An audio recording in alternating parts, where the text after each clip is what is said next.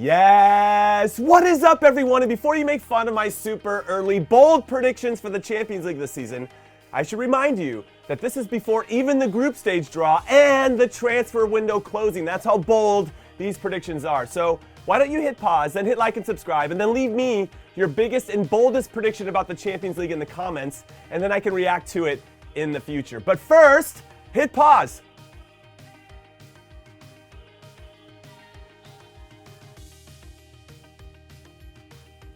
Did I get you? I think I got you. You thought you hit pause, right? When my face was doing that thing. I totally got you. You have to admit it. Okay, you have to. Please admit it, because I got you with my weird face. That was a... Just admit it. Also, listen, even though it's been proven many times over that I am a prediction god, I don't want you to feel sad if I go against your favorite club. There have been times, though not many, where I have been wrong before. Can't believe I just said that out loud. And that's usually when I say that Real Madrid isn't going to win anything. And then Real Madrid goes on to win everything.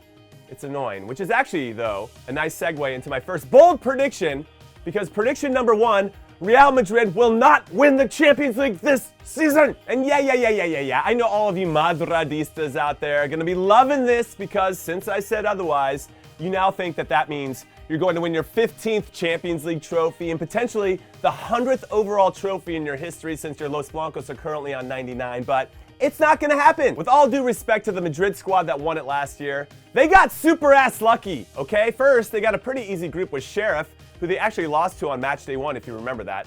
Still can't believe it. Shakhtar Donetsk, who they had in the group stages the season before, so they wouldn't make the same mistakes twice and lose to them at home as well. And Inter Milan, they also had a group stage with them before, but Inter had a new manager and they didn't have Lukaku, so they were still trying to figure out their identity in the group stages last season. Then in the round of 16, they got absolutely smoked by PSG in leg 1, getting 0 shots on goal, and Messi missed a penalty, and then Mbappe had to score late for the French club to salvage a 1-0 win that should have easily been 3-0. Then in leg 2, Mbappe scored first to have a 2-goal lead for the club. Then cue the circus music for PSG's defending, goalkeeping, and overall management of the game. Is what are they even doing? Then in fairness, Madrid were fantastic in leg 1 in London against Chelsea in the quarterfinals. They won that one 3-1, but they should have lost in the second leg after Chelsea went up a goal with not that much time left. But like PSG, Chelsea couldn't handle the pressure and couldn't see the game out, and Madrid won in extra time. Now, I know you're thinking, oh, you're so bitter, like, save those tears, blah, blah, blah, blah, Hala Madrid, blah, blah, blah. Listen, I believe that you create your own luck. However, they created a lot of good luck for themselves. More than they probably deserved, okay? And I think if you can admit that, then I can admit that we're going to meet somewhere here. Oh, man. I'm so good with the words sometimes. Anyway, then in the semifinals, because this luck story isn't finished yet, Man City were up 3-1 at home after 53 minutes in leg 1, okay? A City team that spends $1 gajillion on defenders alone. But they let Madrid hang around, and they had to settle for a 4-3 win before Madrid pulled some magic out of their culos to come back after being down 2 goals in aggregate with 17 minutes left. And like PSG and Chelsea before them, City completely capitulated, and Rodrigo scored twice in the 90th and 91st minutes, and Mr. Clutch Karim Benzema scored in extra time to win it. And then to take all the fun out of it, Madrid put together a very professional and solid 90 minutes to beat Liverpool 1-0 in the final. So talk about a team of destiny.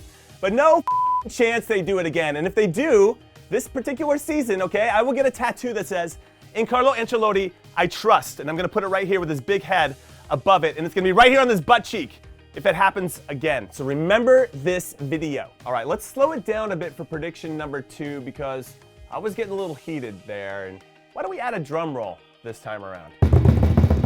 Bold prediction number 2 is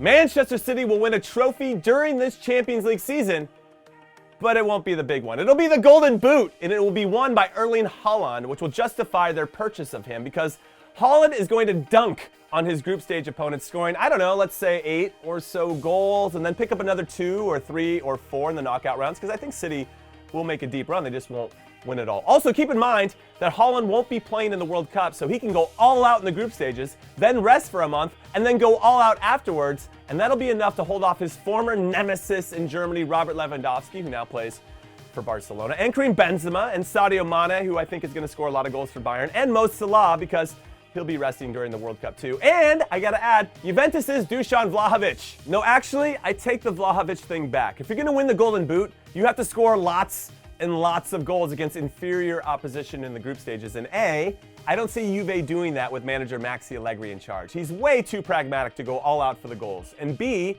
because Federico Chiesa won't be fully fit until January. Now, if Vlahovic had a healthy Di Maria and Chiesa on either side of him throughout the whole competition, then maybe I think we could have a bigger and stronger argument / conversation about Vlahovic's chances. Though if we look at the team overall, how far can Juve really go? Can you really win a Champions League with Danilo and Alex Sandro as your outside backs and Wojciech Szczesny in goal? I don't think you can. Anyway, let's get to bold-ass prediction number 3. Barcelona and Tottenham are my dark horses, like in getting to the semifinals at a minimum and potentially the final based on the draw for the knockout rounds. Now, both clubs have well-respected managers, a specific identity, and most importantly, depth.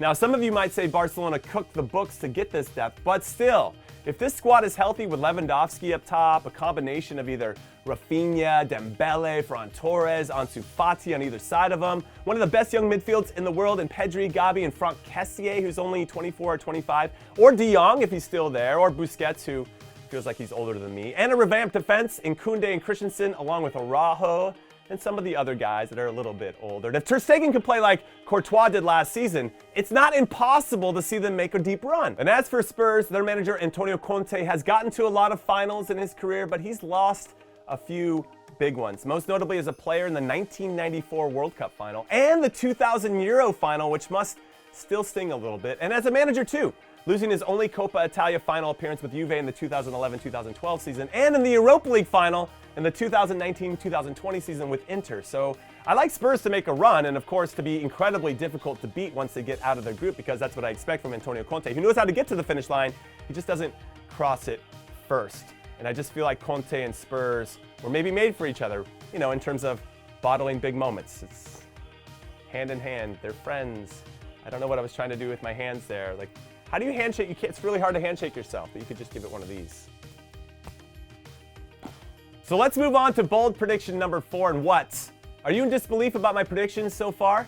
Yeah? Maybe? Okay, well, if so, I think you might take yourself a little bit too serious, okay? Oi, piss off, you stupid Yankee You call it soccer, mate. Whoa, whoa, whoa, whoa. Where's this aggression coming from? I feel like you're upset about something else in your life and you're trying to take it out on me here on the YouTubes. We're just trying to have some fun, okay? This is the beautiful game.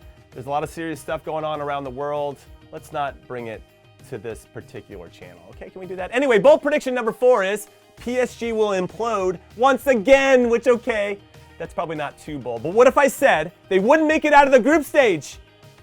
Is that too bold? It feels like that might be too bold, because anything can happen over 2 legs when it involves PSG, as we've seen from them in the past, even when it looked like they had insurmountable leads over Barcelona and Real Madrid over the years. But with their talents, even if they hate each other, they're still way too good to be bad over 6 games, you know? I hope it happens, though. I'm going to be honest, because I want to see them fight against each other. Do you remember when Lee Boyer and Kieran Dyer did that when they were both playing for Newcastle?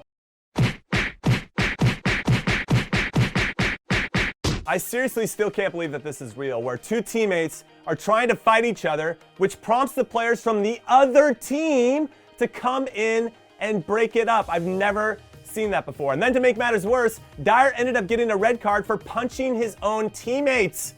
This is fantastic. Also, it makes me wonder who would win in a fist fight between Mbappe and Neymar. And I would throw Messi in there as well, but we all know Messi wouldn't take the bait and get into a fight in the first place. That dude is way too cool for that. But the other two, those guys are emotional and they look ready to throw down for sure.